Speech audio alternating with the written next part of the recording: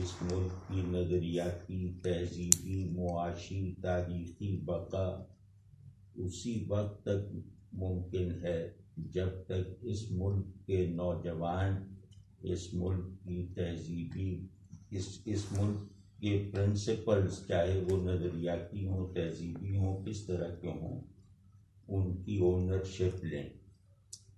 تو اب ہم لوگ جو ہیں، ہم چیزوں کو کانسیپٹس تو بنا سکتے ہیں، انہیں ایکچوئلائز نہیں کر سکتے۔ تو یہ نوجوان ہیں جہاں کانسیپٹس ایکچوئلائز ہوتے ہیں، یہ ایکچوئلائزرز ہیں، یہ تاریخ کی زندہ مینیفیسٹیشنز ہیں۔ یہ ہم پر ڈیپینڈنس نہیں رکھتے، بلکہ ہمارا انحصار ان پر ہے۔ ہماری بقا اس بات سے مشروط ہے کہ یہ ہماری بقا کی طرف عملاً متوجہ ہو جائیں۔ تو میں کوئی نصیحت کرنا مناسب نہیں سمجھتا، کیونکہ نصیحتیں جو ہیں وہ ذہن کے بہترین حصے کو بیدار نہیں کرتی۔ نصیحتیں رسماً کی جاتی ہیں، رسماً سنی جاتی ہیں، اور اس میں وہ انہماک اور وہ آمادگی نہیں ہوتی جو آدمی کے اندر سے خود بخود ابھرنے والی بات کو عمل میں لانے کے لیے ہوتی ہے۔ جیسے سقراط نے کہا تھا نا کہ میں تو مڈ وائفری کرتا ہوں، مطلب جیسے دائی بچہ جنواتی ہے تو میں تو تمہارے خیال کو تمہارے اندر سے برآمد کرواتا ہوں، میں تمہیں کچھ سکھاتا تھوڑی ہوں۔ لیکن یہ سقراط نے کہا ہے، مطلب جو تاریخ انسانی کا سب سے بڑا ٹیچر۔ تو نوجوانوں سے خطاب کی ساری روایت گویا ایٹرنلائز کر دی ہے سقراط نے۔ سقراط کا بھی موضوع نوجوان تھے۔ تو وہی سوکریٹیز کے میتھڈ پہ کھڑے ہو کر میں ایک بات عرض کرتا ہوں کہ ہمیں مطلب نوجوانوں کو یہ باور کروانا ہوگا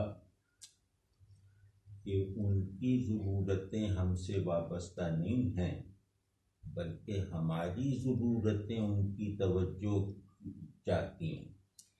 تو یہاں سے اگر ہم خطاب کریں اور پھر ان کو ان کی ذمہ داری کا احساس دلائیں ایک خاص کانٹیکسٹ میں، کیونکہ کانٹیکسٹ بنائے بغیر چیزیں انتشار کا شکار ہو جاتی ہیں۔ تو ہمارا کانٹیکسٹ ہے ہماری باوقار، خوشحال اور ذہنوں کو سیراب کر دینے والی قومی بقا، یہ ہمارا کانٹیکسٹ ہے، اور اس میں جو درکار چیزیں ہیں وہ عرض کرنی چاہیے۔ تو اس میں پہلی بات، جیسے کہ ڈاکٹر صاحب نے فرمایا کہ اب انسان جو ہے، انسان اپنی ہیومینٹی کے ساتھ گلوبلائز نہیں ہو رہا، اپنی ڈی ہیومنائزیشن کے ساتھ گلوبلائز ہو رہا ہے۔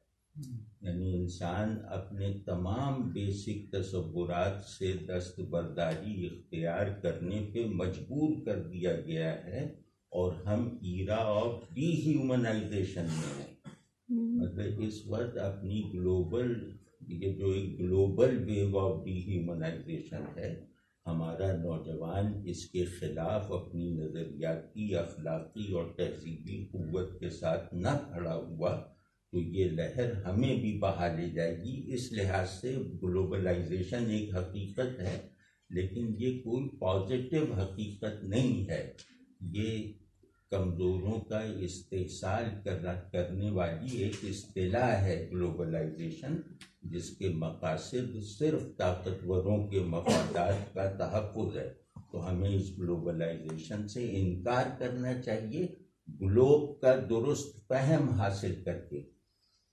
تو دنیا کو سمجھیں، یہ دنیا اب ذہن اور چیزوں پر سے نظریاتی گرفت کو ختم کرتی جا رہی ہے۔ یہ دنیا انسانوں کے درمیان لازماً پائے جانے والے تہذیبی امتیازات کو کل کرتی جا رہی ہے۔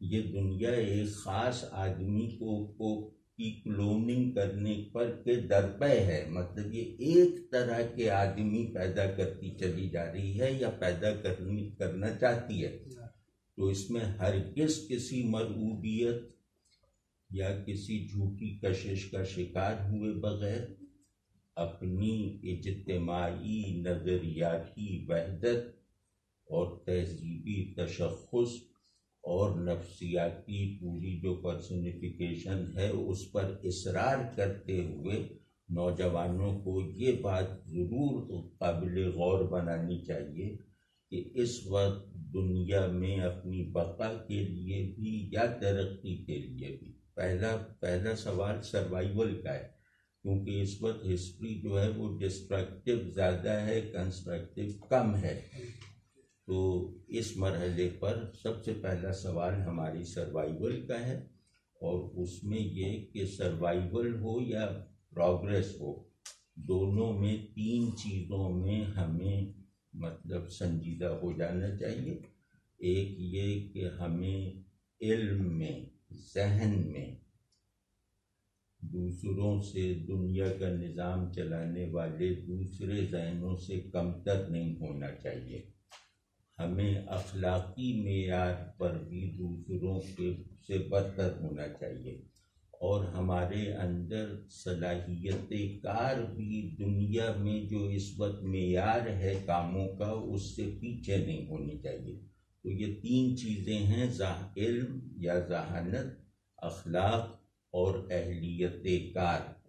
ان 3 مقاصد کی طرف اگر ہمارے نوجوان سنجیدگی کے ساتھ اور سیلف لیس ہو کر، یعنی انسان کے شرف کی سب سے بڑی دلیلوں میں سے ایک یہ ہے کہ یہ ایگو باؤنڈ نہیں ہے، تو جو آدمی ایگو باؤنڈ ہے وہ انسان ہونا ڈسکوالیفائی کرتا ہے، وہ دنیا کی کسی مخلوق میں یہ صلاحیت نہیں ہے کہ وہ اپنی ایگو کے حدود کو توڑ سکے۔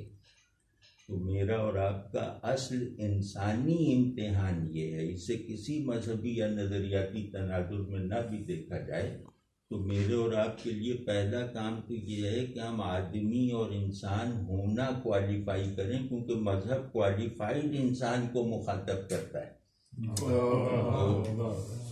تو اب وہ کوالیفیکیشن جو ہے وہ سب سے بیسک کوالیفیکیشن یہ ہے۔ اس کو ذرا ریفریز کیجیے اس جملے کو، یہ جو آپ نے کہا کہ جی مذہب جو ہے جو لوگ آدمی ہونا کوالیفائی کر جاتے ہیں وہ مذہب کے مخاطب بنتے ہیں۔ مذہب ظاہر ہے کہ اور انسانوں کے لیے ہے نا، تو پہلے ہم انسان بنے۔ ہاں، انسان بنے۔ تو انسان بننے کی پہلی پہچان، پہلا مطالبہ، پہلی شرط، پہلی ضرورت یہ ہے کہ آپ شیکل آف آئی ایم نیس میں بندھے ہوئے نہ ہوں۔ تو جو شخص بھی اپنا جو پرسونا ہے، جو نقاب جو ہوتا ہے، وہ ایگو کو بناتا ہے، اس میں اور جانوروں میں کوئی فرق نہیں ہے، وجودی اٹھان کے اعتبار سے، وجودی شعور کے لحاظ سے۔ تو یہ سب سے پہلے اس پہ غور کریں کہ جیسے یہ فرما رہے تھے آفریدی صاحب کہ میں اور تم میں بٹے ہوئے ہیں، ہم کے پھیلاؤ میں داخل ہونا بھول گئے ہیں۔ اصل میں ہم ہیومن ہے، میں اور تم سب ہیومن ہے۔ تو یہ جو اس ہم کی سطح پر پہنچیں، اور مطلب یہ کہ جیسے ابراہیم علیہ السلام کے لیے اللہ نے فرمایا نا کہ ابراہیم اپنی ذات سے ایک امت ہیں، تو ہم ابراہیمی روایت کے وارث ہیں، تو ہم پر بھی یہ گویا اس جہت سے بھی ایک فریضہ ہے کہ ہم اپنی ذات سے امت یا قوم بن کے سوچیں، اور انسانی ذہن میں کوئی خیال جو ہے وہ کلیکٹیویٹی کے سبسٹنس سے کٹ کر وجود ہی میں نہیں آ سکتا۔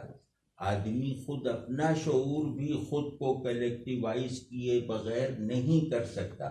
تو سب سے پہلے اس بات کو سمجھیں، اور اس بات کے لیے جو اپنی ایگو کی، اپنی خواہشات کی، اپنی فوری ضروریات کی جو قربانی درکار ہو وہ دینے پر خوشی سے آمادہ رہیں۔ تو پھر انشاءاللہ آپ نہ صرف یہ کہ اس قوم کو تاریخ کی نیگیٹو یلغار سے محفوظ رکھیں گے، بلکہ یہ قوم جس تصور انسان کو مانتی ہے اس تصور انسان کو بھی آپ عملی حالت میں رکھیں گے۔ اور ایک بات میں اور کہہ دوں کہ تہذیبیں پہچانی جاتی ہیں اپنے تصور انسان سے۔ کسی بھی تہذیب کو دیکھنے کا، کسی بھی قوم کو دیکھنے کا پہلا روزن یہ ہے کہ آپ یہ دیکھ لیں کہ اس کا کانسیپٹ آف مین کیا ہے، پھر اس کا مذہب، اس کی سیاست اور سب چیزیں اسی کے تابع ہوتی ہیں۔ جو میرا تصور انسان ہے، میرا تصور خدا بھی اسی کے مطابق ہوتا ہے۔ اب جب میرا تصور انسان یہ ہے کہ انسان اصل میں بندہ ہے، تو بندگی کے پیراڈائم میں رکھ کر تصور انسان میرے تصور خدا کو دوسروں کے تصورات خدا سے بھی مختلف کر دیتا ہے۔ تو خیر، تو ہم اپنے تصور انسان کو اپنے ذہن کا ہدف بنا کر، اپنی کوششوں کا مقصود بنا کر، ایمانداری کے ساتھ سیلف لیسلی انتھک انداز میں کوشش کرو۔ یہی اب ہماری زندگی کی واحد سبیل رہ گئی ہے، اور یہ ساری سبیل یعنی ہمارے زندہ رہنے کا دار و مدار بھائی آپ لوگوں کے ہاتھ پہ ہے۔ ہم آپ کو ٹیچ نہیں کرتے، ہم آپ سے اپیل کر رہے ہیں۔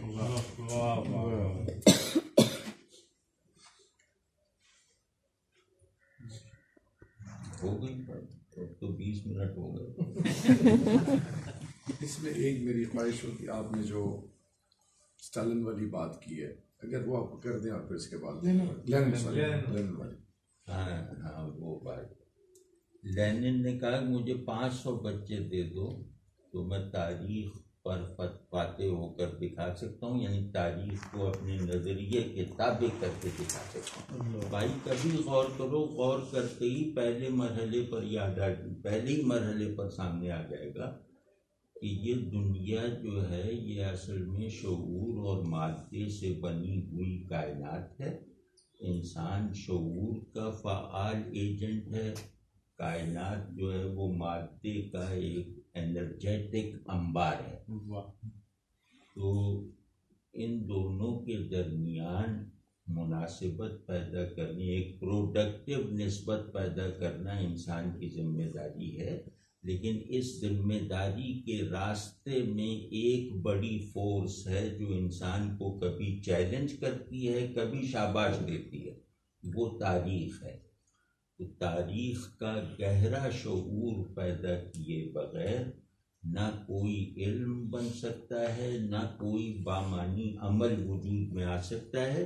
تو یہ تاریخی شعور ہمیں یہ بتاتا ہے کہ اس وقت گلوبل سطح پر تاریخ کا رخ ہماری مخالفت کی طرف ہے، ہماری ڈسٹرکشن کی طرف ہے۔